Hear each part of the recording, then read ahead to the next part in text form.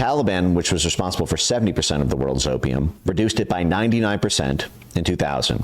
Just a year later, we militarily invade, and it skyrockets up to 90% of the world's opium.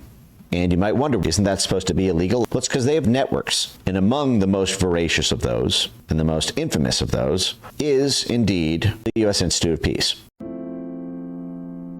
So today we're doing a deep dive on the U.S. Institute of Peace, a good friend we all know and love at this point. But a refresher for folks who are new here. I've talked about the U.S. Institute of Peace in a variety of contexts, and we'll just start with some of the most flamboyant. So one of the things that I was talking about a couple years ago was how strange it was that the U.S. Institute of Peace was simultaneously working in Afghanistan, doing conflict resolution, working with the Taliban tribes and the Afghan special forces and the indigenous community in Afghanistan, while telling the Taliban to keep 95% of the world's heroin supply flowing. They said the ban is not a counter-narcotics victory. It will have negative economic consequences.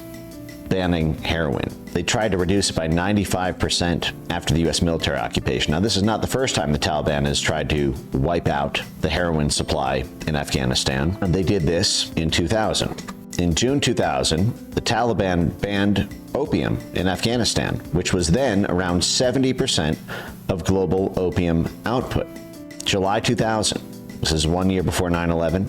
This action resulted in a 99% reduction in poppy farming within Taliban-controlled areas. The ban was short-lived, however, due to the Taliban's overthrow. And it was under U.S. military occupation that opium came back, and it roared back to like 90% of the world's opium supply. Originally, the drugs were used to fund the Mujahideen, the CIA's Islamic mercenary warrior force against the Soviets in Afghanistan. We've played this clip several times, but it's worth showing again. This is Zbigniew Brzezinski to the Mujahideen. When we were funding their drug networks, we were taking the opium on the Golden Crescent. We were using it as effectively development funds to fund the Mujahideen. We would traffic those drugs through the Turkish Grey Wolves, through the Albanian drug gangs who would later play a leading role in NATO's military war in Yugoslavia. We'd process them in France and we'd ship them from Italy. And this was the so-called pizza connection, the French connection. All of this was smuggling opium that started in Afghanistan. Here's Zbigniew Brzezinski, the national security advisor for Jimmy Carter in 1979, dropping out of a helicopter to tell what today are the Taliban the following. U.S. National Security Advisor Brzezinski flew to Pakistan to set about rallying resistance. He wanted to arm the Mujahideen without revealing America's role. He wanted to arm the Mujahideen without revealing America's role. Border near the Khyber Pass, he urged the soldiers of God to redouble their efforts. We know of their deep belief in God, and we are confident that their struggle will succeed. That land over there is yours. You'll go back to it one day because your fight will prevail and you'll have your homes and your mosques back again because your cause is right and God is on your side.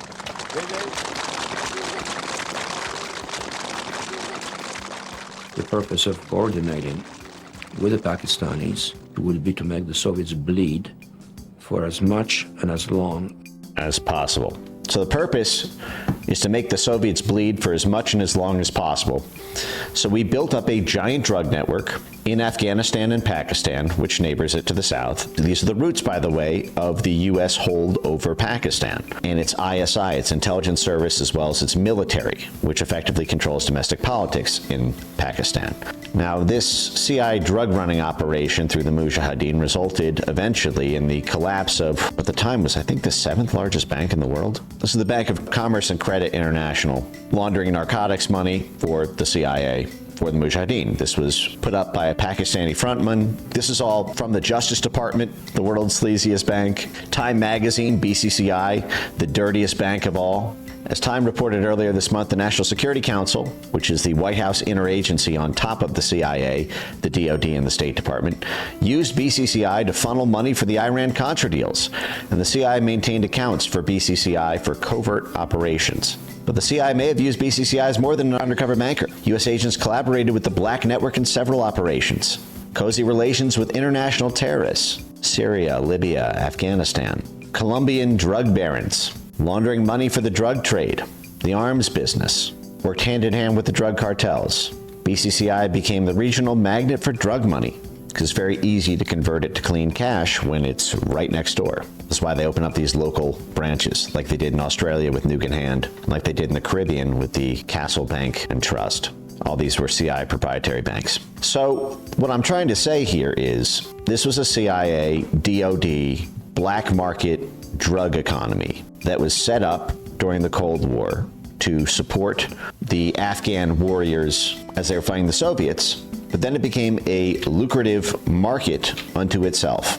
And people wonder, how is it that they get away with this? How is it that USAID, for example, could have been irrigating the poppy crops? USAID was funding the Afghan irrigation canals used in heroin production. And this comes straight from the U.S. Inspector General for Afghan Reconstruction. The watchdog established by Congress wrote in his quarterly report 6 years ago that actually USAID was keeping the drugs flowing.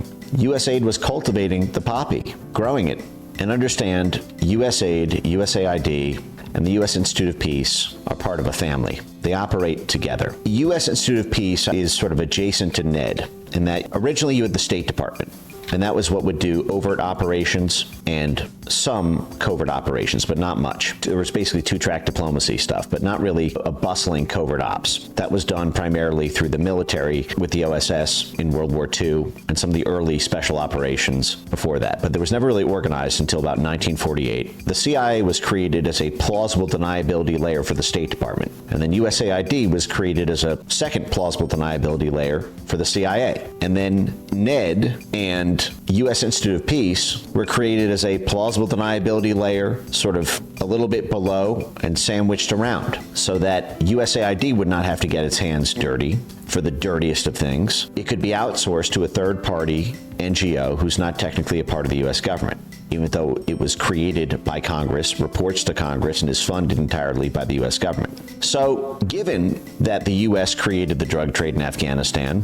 and that when the Taliban tried to get rid of it, the U.S. military descended on Afghanistan and took it over, the Taliban, which was responsible for 70% of the world's opium, reduced it by 99% in 2000. Just a year later, we militarily invade, and it skyrockets up to 90% of the world's opium.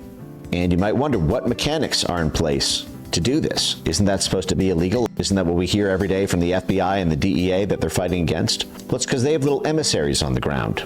They have networks that talk to the tribal leaders, that talk to the judges, that talk to members of the paramilitaries and extremist groups there. And among the most voracious of those, and the most celebrated of those, and the most infamous of those, is indeed the U.S. Institute of Peace. And when the U.S. Institute of Peace is publicly saying, don't shut down the drugs, while they're working with those networks and funding those networks, that is as close as you can get to an open confession from the State Department, from the CIA, from the DOD, that they are the principal people responsible for and benefiting from the global trade in narcotics.